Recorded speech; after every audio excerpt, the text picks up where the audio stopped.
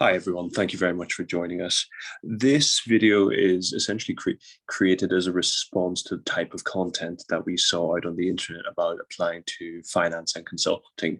A lot of the content was going into a lot of detail around specific bits of the application process, like the tests, like the CVs, like the interviews, but there was never a series that was about where you should focus on in your efforts in order to have a successful application season. So this video is exactly that. What we're going to be covering is what are the kind of things that drive your success, as well as how you should prepare, and also the kind of crushing reality of what your application season may end up looking like. So without further ado, let's talk about what are the drivers of success. And this may not be exactly what you have expected, but from having personally mentored up to tens of people, and as a group mentored hundreds of people, we found some very key commonalities in people who are successful. These are the people who end up getting multiple different offers from either finance or consulting, and it is these three factors. First one is having a good CV.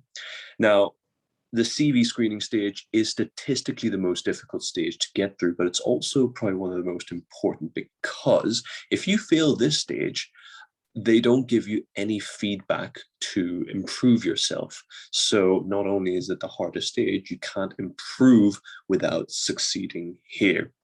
Because once you get through to the interview stages, you get some practice into the questions that they give you, and also you're most of the time given feedback. So it allows you to kind of build up, even if you fail at those stages.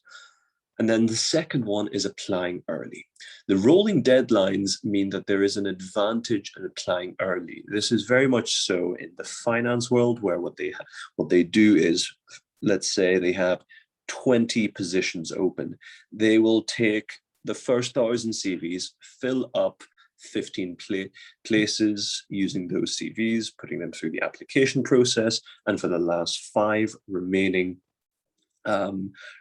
slots, they'll take another batch of CVs. So you can see that you have a statistically higher probability of getting in if you apply early than with the next lot.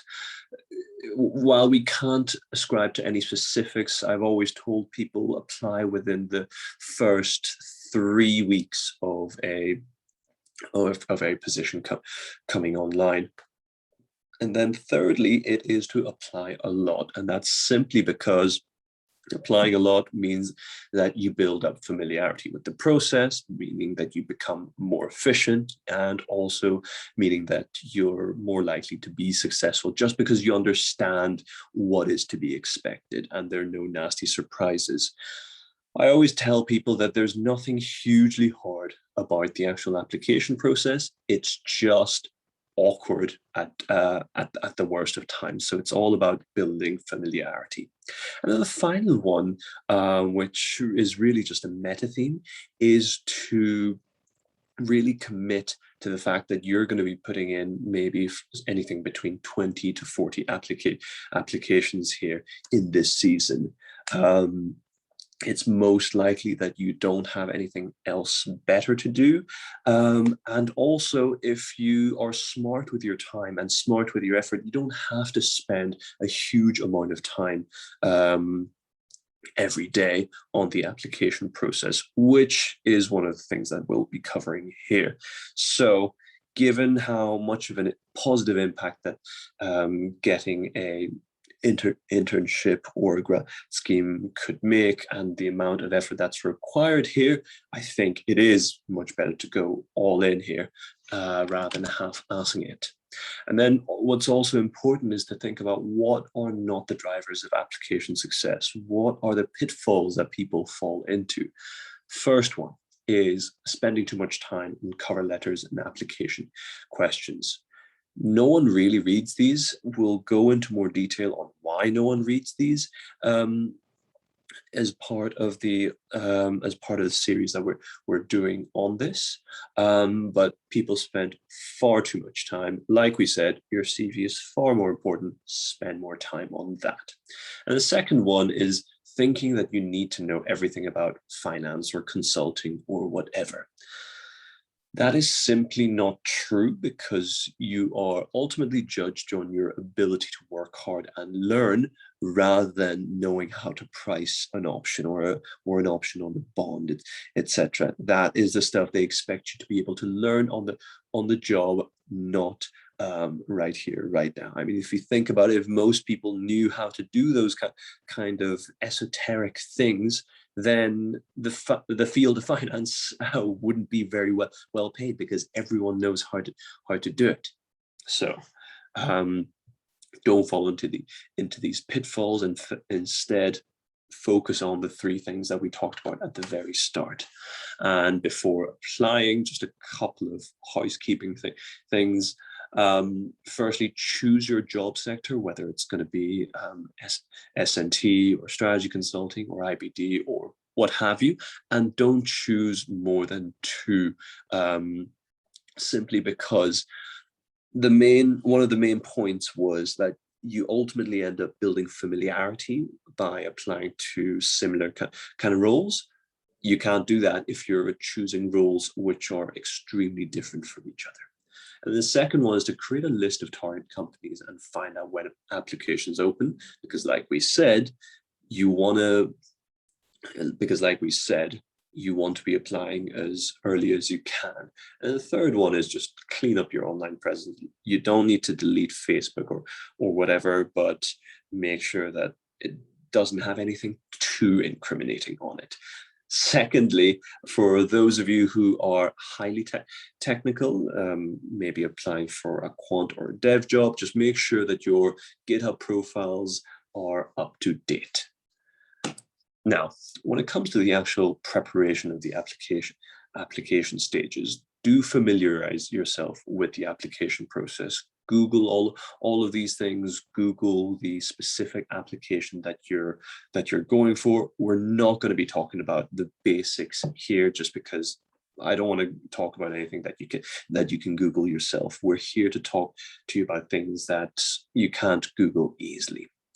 But the point here is that the application process can be long, arduous, sometimes arguably unnecessarily so. It can go anything from doing your CV, cover letters, application questions, and answering some online tests, and then maybe some pre-recorded or phone interviews, followed by face-to-face interviews and or an assessment day.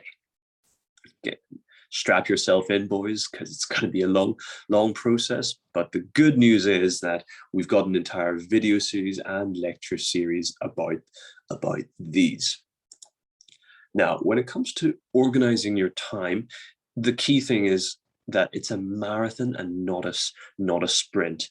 And actually starting off early and just putting in steady amounts of effort, maybe 1.5, 2 hours every day, can really put you ahead of the game without the stress that's associated with it. So here are 3 tips. Number 1, track it. Use an Excel or Google Sheets, whatever you need, in order to track your applications, when you put in something, what stage you've gotten to, what are the next tasks. Because once you're deep into the actual application season, there'll be way too much stuff for you to track mentally. And second one is to start early. Now, this isn't starting early as in starting early in the application season, like July or early August, but it's actually to talk about starting early in the day. If you put in your first, if you put in half an hour and an hour at the start, it feels good to get the crappy stuff done in your day so that you can get on with the rest of the time, whether it's insert whatever activity you want to do this summer. So this really comes from a phrase called phrase called eat that frog, which is do the things that you don't want to do early in the day, because then everything gets easier from that point onwards.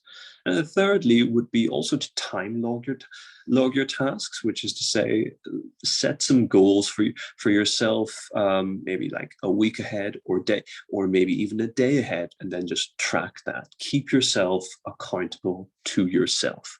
And lastly, it's never to underestimate the kind of compounding returns of effort.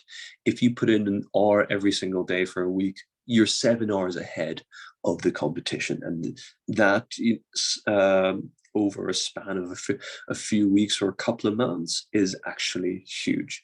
What you don't want to do is you don't want to be the person who applies for just a handful of positions. Maybe you get it, maybe you don't, to get to the final stages of one, only to come face to face against people who've put in their hours, put in loads of applications, and this is their fourth, fifth, sixth final round. Don't rely on luck, is what we're saying. Now, in terms of where you should end up spending your time, we've bucketed it up into 3 different phases.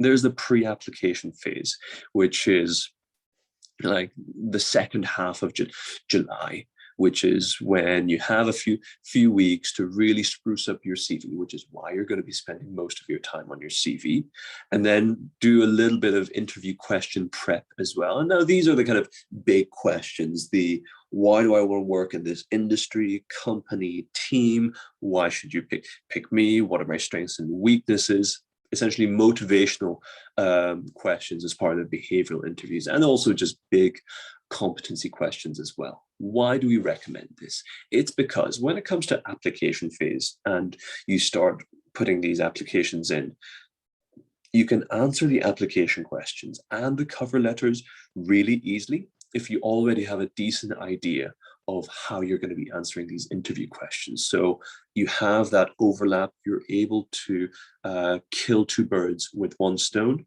which is why we recommend doing a bit of interview questions at the very start.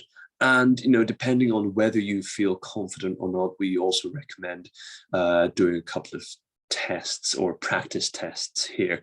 These are, and you can Google them yourselves, the numerical, verbal, and logical reasoning tests that these banks and consulting companies love to dish out. Now, when it comes to application phase, that's that middle column. This is when you're going to be putting in applications week after week as they start coming online. Now, you will have done most of your CV tweaking, so you're only doing just a little bit, represented by the green. Most of your practice is actually going to go towards the interview questions, because now you're prepping yourself actually for the next phase, which is the interview phase, and also just allows you to get those application questions out the door. Again, if you do feel like you need a little bit of guidance on the tests, do practice them at this stage. And you might also want to start practicing your technical questions as well. For example, if you're in IBD, you'll want to be practicing up your accounting questions. If you're in sales and trading, you probably want to understand more about asset classes and the markets in general, keeping it up to date with those. For consultants, it's case studies all the way. I will say though, if you are going and applying for strategy consulting, you should practice your case studies far earlier and far more frequently than just the technical portion here would suggest. And then third and finally, we come to the interview stage, when you're getting invited to face-to-face, video, or assessment centers. Here, you know, there's really very little to do with your CV. It's mainly about interview questions, answering various different types of competency, motivational, behavioral questions, and then focusing the rest of the time on your technicals. Now, Please, again, this is a rough guide only, but this is where we would spend our time if we were to do it all over again. God, that's a horrible thought. Now, the final thing that we want to talk about is just how much this will suck. No one talks about it for some reason, about how much of a soul-sucking, crippling process this is. But here we are. We call a spade here in IYP.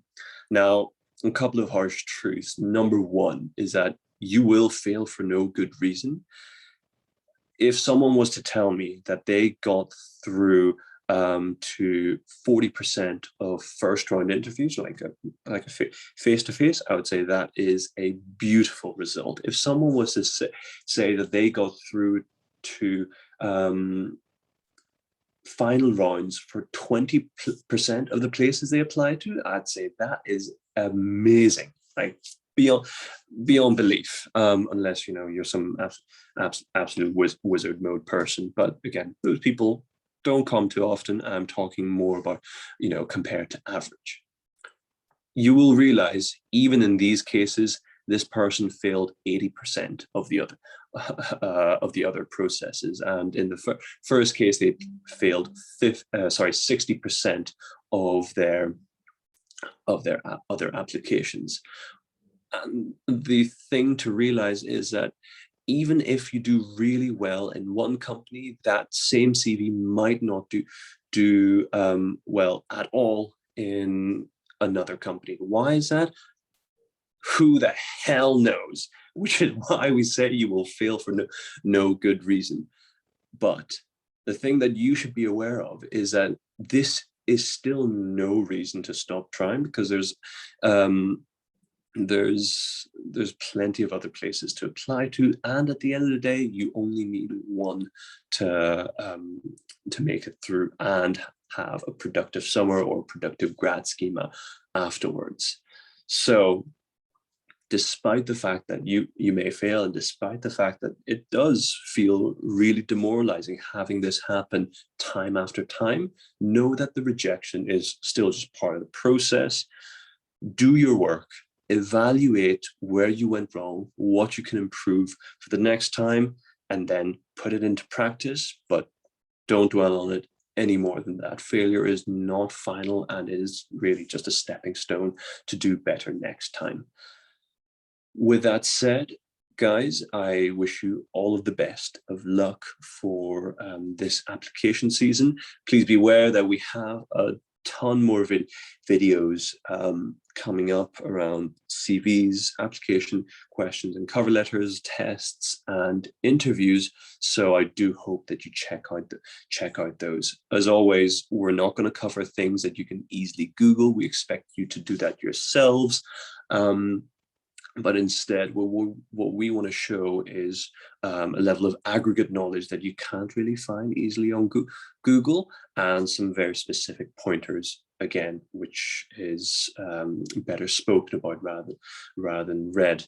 So with that, thank you very much for your time, and speak to you all soon. Bye now.